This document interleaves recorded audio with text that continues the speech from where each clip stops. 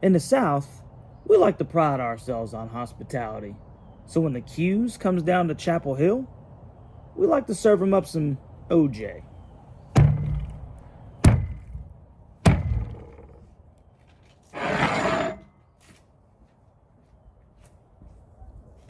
Orange juice, anyone? You don't want none! You don't want none!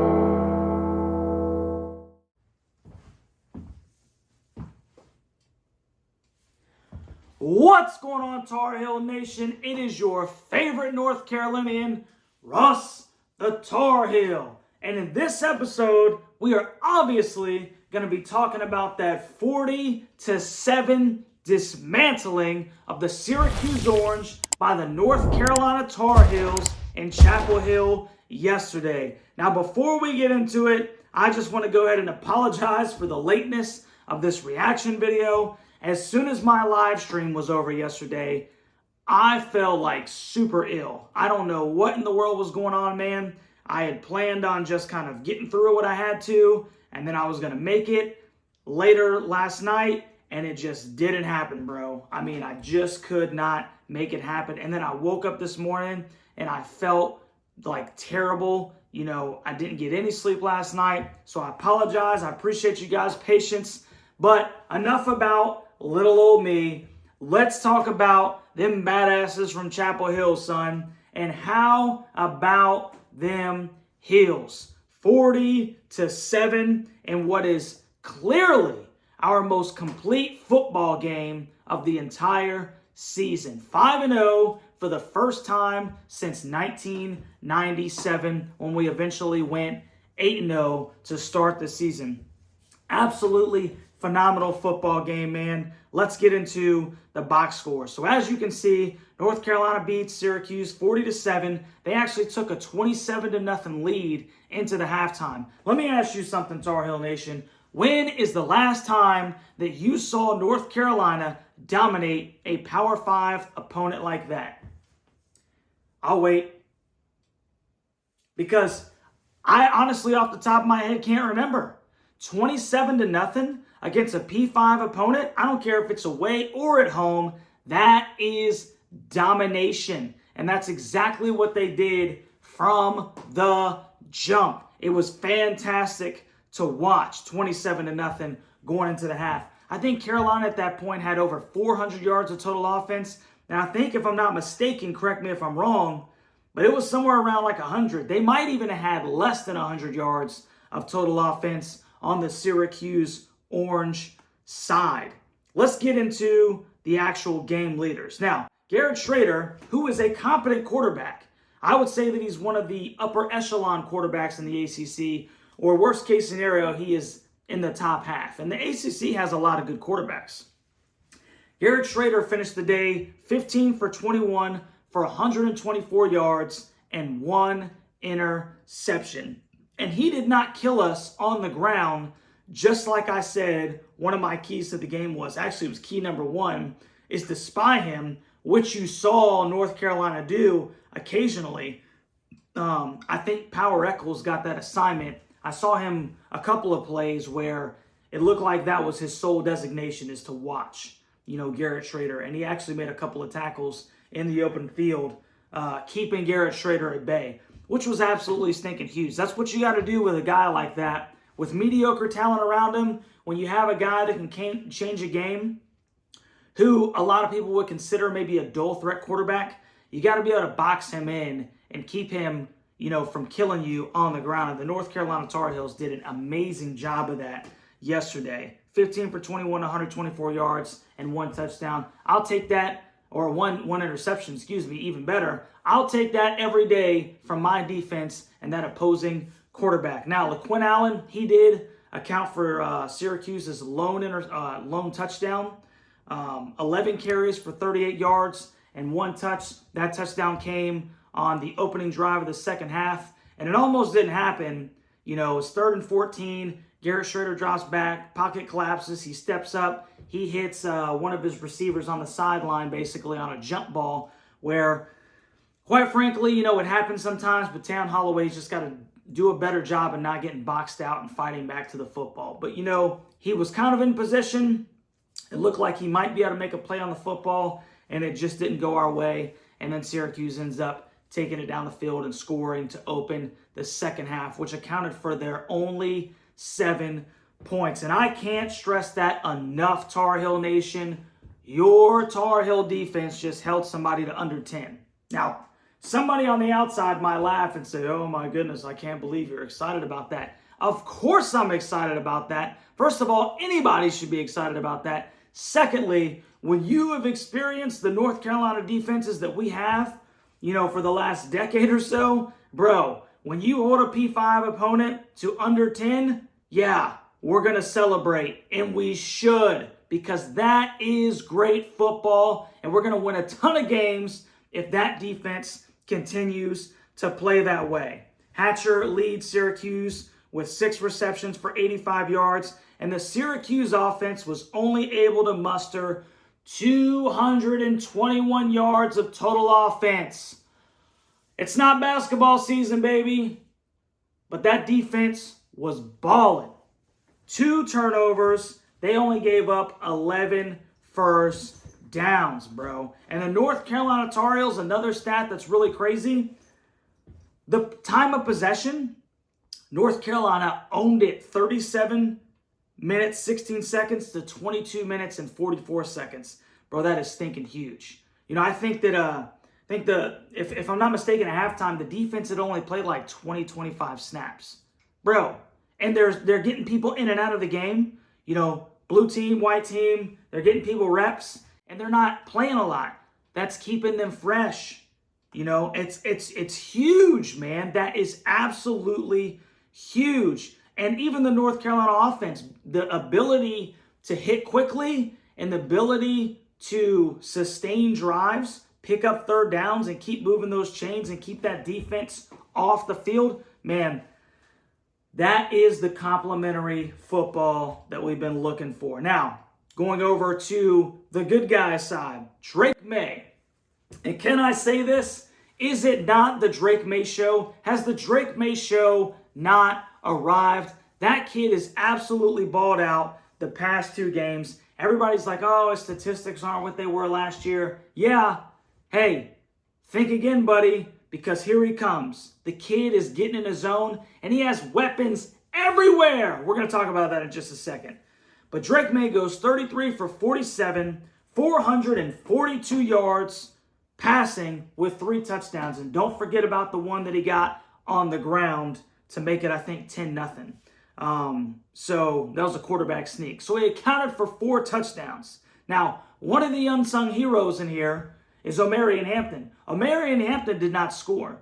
And I've been one of the biggest guys talking about how he needs to do better against P5 opponents, because last year in 2022, he kind of started off real hot against FAMU, and he started off real good against Georgia State. And then when we got into P5 competition, he's a freshman. Obviously, he's a young guy. It kind of tapered off. Well, we kind of saw something similar to that this year, where he's only averaging 3.5 yards a carry against P5 opponents. Not today, my friend.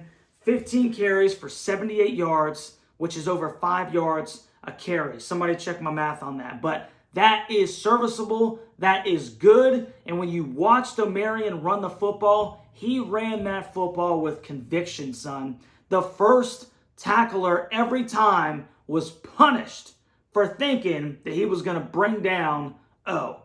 He just wasn't letting it happen.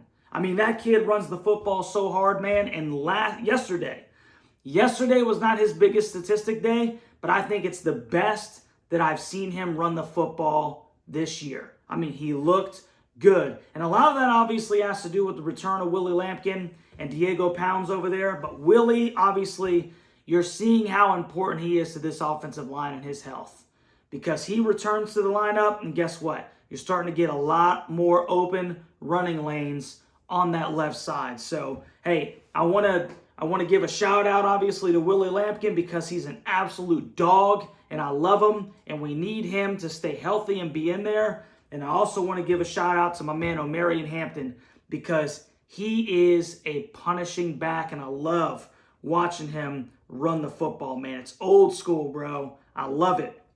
Nate McCullum, 7 receptions for 135 yards. He obviously had that big catch where him and Tez Walker were free, and Drake just, he saw Nate, hit him. Nate makes a fantastic diving catch, had another really big game. I think this game actually put him on the top right now as North Carolina's leading receiver. I think he's got maybe 355 on the year or something like that. But another big game from Nate, man. And like I said, it's pick your poison out there. It is stinking pick your poison. We'll get into the personal statistics in a second. But team stats, like I said, Syracuse, 221 yards of total offense. How about my boys in Chapel Hill? 644. And we had over 400 at the end of the first half. And obviously the foot comes off the gas pedal a little bit, as you're punishing somebody. So, I mean, it could have been a lot worse. 33 first downs. And once again, North Carolina dominated the time of possession. North Carolina had 442 yards passing and 202 yards rushing. Just a complete football game, man. Complete football game. 4.2 yards per carry on 48 attempts. So you really got to like what the Heels did there. 10 for 19 third down efficiency and 1 for 2 on fourth down. Drake had that fumble later in the game. It was just probably not the best play call, but it is what it is. It is what it is. We won't focus on that too much. So like I said, O'Marion Hampton's got 15 carries, 78 yards, 5.2 yards a carry. Drake Maye had 14 carries for 55 yards and a touchdown on that QB sneak. British Brooks had 6 carries for 25 yards. Caleb Hood came in a little bit later. He had 7 carries for 23 yards. And then Ben Kiernan has one of the craziest, it says 1 carry for 17 yards. Bro, he gets a punt blocked, and then Ben Kiernan scoops it up. He gets a fortuitous bounce, and then my man Stickin goes down the left sideline, and he gets absolutely blasted at the sticks, man. And I was scared for him for a second because obviously the punter never gets contact like that. I mean, I wonder how many times Ben Kiernan has really tackled, or been hit. How many times does he carry the football? So fortunately he's okay, but his face mask was not okay. That is insane, bro. I've never seen that before. If you've seen it before, comment down in the comment section, because that is just a stinking nasty, ridiculous hit. So Ben Kiernan, man, hey, shout out to Ben. He sacrificed. He got the line to gain, and that actually led to North Carolina scoring and going up 10-0. So I appreciate your sacrifice, Ben Kiernan. Once again, Nate McCullum had 7 receptions for 135 yards. Kobe Paysor had a ridiculous catch, son. It was probably one of Drake Maye's worst passes of the game. Kobe goes 3 catches for 100 yards on the dot with the 77-yard touchdown. He gets a little slant, which they were letting the middle of the field open the entire game. And I don't know why they kept letting Kobe come over the middle like that, but Drake hits him, and I mean, it was not a very good pass. And when Kobe reached back and hit it, he popped it up in the air, and you know how that is, man. It seems like that ball is in the air forever. It's like slow motion. And I'm waiting for 5 to come out of nowhere and scoop that thing up. And somehow Kobe snags it and then hits it down the stinking sideline for 77 yards, man. Just a fantastic play. And that's what I'm talking about. Nate McCullum had 7 receptions, 135 yards. My man Kobe Paysor had the big catch, 3 catches for 100 yards. It can come from Tez Walker. It can come from Bryson Nesbitt, who had another touchdown catch. John Copenhaver, who had a touchdown catch. The weapons are everywhere, Tar Heel Nation. I mean, you got to be excited about this offense, man. And especially with Drake Maye at the helm. I think early in the first half, or it was before halftime, we'll put it that way, he had already hit 10 different receivers. 10! Who do you focus on? Who do you focus on when the quarterback is getting all these people involved? It's pick your poison, bro. It's pick your poison, and it can come from anybody on any given Saturday, and that's a great problem to have, man. Feeding everybody. So, just big time, man. Big time Kobe Paysour. That was a huge catch. I mean, he turned a really bad pass into 6. And shout out to Kobe, because sometimes he gets a little bit lost in the sauce. And Kobe Paysour is a good wide receiver. He's shown that time and time again. Bryson Nesbitt has 5 catches for 79 yards, including that 1 touchdown. Beautiful over the shoulder where Drake Maye actually throws an absolute dime down there in the red zone. Real nice pass. So Bryson has got a 5'10 guy trailing him. Obviously, Drake puts it over the top, and Bryson brings it in. Beautiful, beautiful catch for 6. Tez Walker comes back. Man, it was beautiful to see him out there. 6 receptions, 43 yards, 7.2 yard average. He had a couple of really hard catches down there around the sticks and everything, so it was good to see him get his feet wet. He's going to be huge for us. This is kind of what I expected, as he kind of gets his toes dipped back in the water and he slowly wades back out. He's going to be huge, so don't you stink and bat an eye, Tar Heel Nation. Tez is going to have his big plays, and it was awesome watching him come out carrying the state flag of North Carolina. Loved it. Mac said he talked to him about it, and seeing Tez come out there with that was a beautiful thing. J.J. Jones, obviously, he had a little bit less of a game coming off of that career Pitt game that he had. 2 catches for 22 yards, but I do want to highlight, it's like 3rd and 12. Carolina's down at the 5. I think this was in the second. I think it was in the second quarter, and Drake hits JJ tightrope and down the sideline to move the chain. So hey bro, I see you. I see you working. I want to make sure that you're acknowledged, JJ, because you have been fantastic this year, bro. And that was a big catch to keep that drive going. And of course, I think North Carolina ended up scoring points, and it doesn't happen if you're not doing the things that you're doing. So kudos to J.J. Jones. Kamara Morales had 2 receptions for 16 yards. Caleb Hood had 1 reception for 9 yards. British had 2 for 9. And then Chapman had 1 for 3. John Copenhaver had that 1 catch for 1 yard on the touchdown where Drake gets it. It's like an RPO. It looks like an RPO. Fakes to the running back, and he takes off to his left side. And he puts the linebacker in a predicament where you can either go with John. He tries to get a scrape. You can either go with John, or you can go and try to get Drake Maye. And he left John, and then Drake flips it over the top with like an option pass. How many other ways can this guy get you the football? I mean, he can go to his left. He can throw you a dime left-handed. He can hit you on the fade route, in the back of the end zone. Or he can just give you an option flip, moving to his left with his right hand and just toss it over the top of you. Guy's a stinking gamer. He's a football player. We are lucky to have this dude on our team, and I love that he loves the University of North Carolina. QB1, man. I don't care what anybody says. Drake Maye is the best quarterback in the entire nation. Another shout out that I want to give is to Noah Burnett. His long was only 36, but he went 4 for 4, and that's exactly what we need you to do. Should we have turned some of those into touchdowns? Yes, absolutely. But when we call on you to put it through the uprights, bro, that's what we need you to do. And Noah handled his business. So it's great, hopefully Ryan Coe gets healthy soon, but Noah Burnett has been doing exactly what we need him to do. So I want to make sure and give Noah his due diligence, man. You've been very good for us this year, and I'm glad that you're excelling right now. Now, going to the defensive side of the ball, how about my man Elijah Huzzie? Another pick. He didn't get tested a lot yesterday, but when they tested him, guess what he does? He makes them stink and pay. And that was Garrett Trader's 1 interception. I mean, Huzzie has hit the hip, fights over the top for the football, and scoops it up, man. The guy is an absolute baller.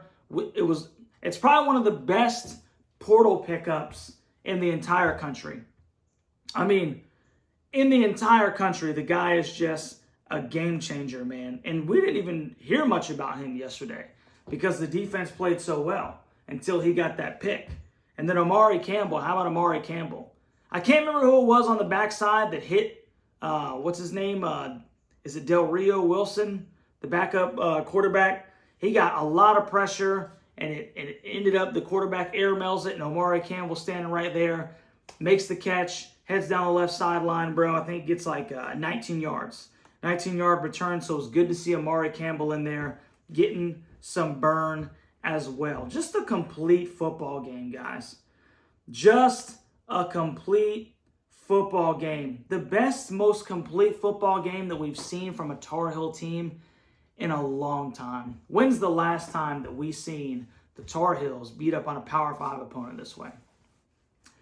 Like I said, man, I'm going to have to do some research, but I really can't remember off the top of my head. It's been that long since they handled business. And coming out of a bye, you see that Mac has this team focused. I mean, that takes coaching. And it also takes buy-in from the players, and they got each other's back. And what we're witnessing right now is the beginning of something special. I feel like better than last year, North Carolina they're focused, they're mature, and they're taking it a game at a time, and they're not overlooking anybody. It would be easy to overlook that Q's team, and then you start looking towards Miami. That would be easy, man, but they didn't. They didn't. They took the Q seriously, and the Orange came to town, and they made orange juice out of them. That's what they did, bro. And you know what? That's what we've been clamoring for, Tar Heel Nation. So, be excited about this football team, man. 5-0. First time since 1997. And they have not let us down yet. You know, a lot of guys are still hesitant to jump on the bandwagon because they're like, well, we've been let down before. Hey, this is a new team. 2023 edition with the Hall of Famer as the coach, and you got good leadership everywhere. I'm telling you, man, I'll be surprised if Sed lets these dudes stinking, start looking elsewhere as opposed to keeping their eyes on the goal. I'll be surprised. And we are getting into uncharted territory, and there's a part of that that makes me a little uncomfortable when we get into the game-to-game, as we progress through the season, being in the uncharted territory that we are, obviously that's going to make you a little uncomfortable. But I really believe, like I said from the beginning of the season, that we have a special season upon us, man. And we're going to find out a lot come next week when Miami comes to town. Now, we'll look at the ACC standings real quick. Obviously, as of the time of this recording, the games on Saturday night, they've already been done. So these are the current ACC standings. Louisville ends Notre Dame's, streak of beating ACC opponents, which is great. If Notre Dame was in the ACC, obviously I'd probably want them to lose because Louisville doesn't play anybody. And more I'm worried about them possibly running the table. And I still don't think they're one of the best two teams in the conference. Maybe they're the third best team. Maybe they're the fourth best team, but I don't think they're one of the best two teams. I still think that belongs to Florida State and North Carolina. Florida State's at 3-0, 5-0. North Carolina moves to 2-0 and 5-0. And Duke had a bye week. Those nasty Blue Devils from Durham, they're 1-0, 4-1 overall. So, Georgia Tech.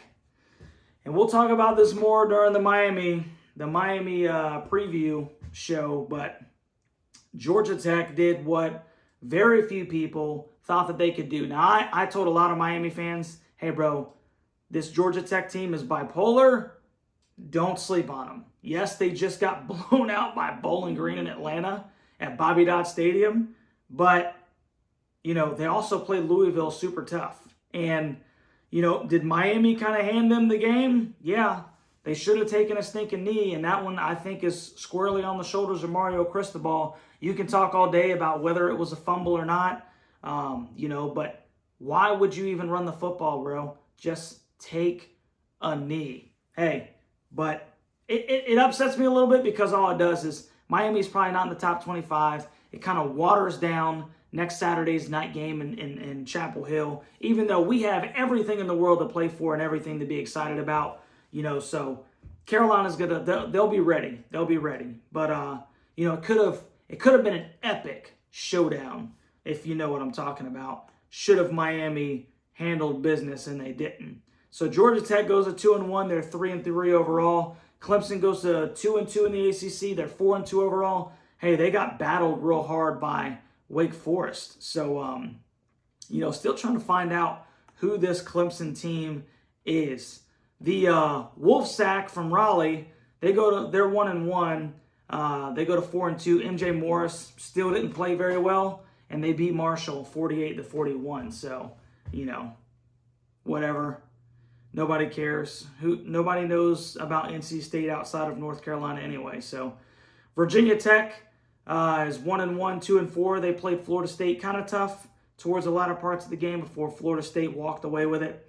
BC is 1-2, 3-3. Miami goes to 0-1 in the conference. So it's crazy looking at them down there after all the Miami fans were excited about how the U was back. The U was back, man. Syracuse goes to 0-2, 4-2 overall. And then you have Wake Forest, Pitt, and Virginia, who are all 0-2 in the conference. So, hey, it's right there for the taking, baby. We're going to take it one game at a time. But that 40-7 win over the Qs should tell you a lot about this football team and their maturation from 2022. I'm excited, man. 5-0 for the first time since 1997. And to see Mac have them boys out here handling business like they should gives me a lot of confidence, man. Uncharted territory, but then you got the Hall of Famer there with a lot of good leadership on this team. And who knows where this thing can go. I'm just excited about the ride, baby. I am just excited about the ride. So if you haven't already, you better jump on this train, dude, because it's been fun. And if you've missed the first 5 games, I feel sorry for you because we're having a blast over here, dude.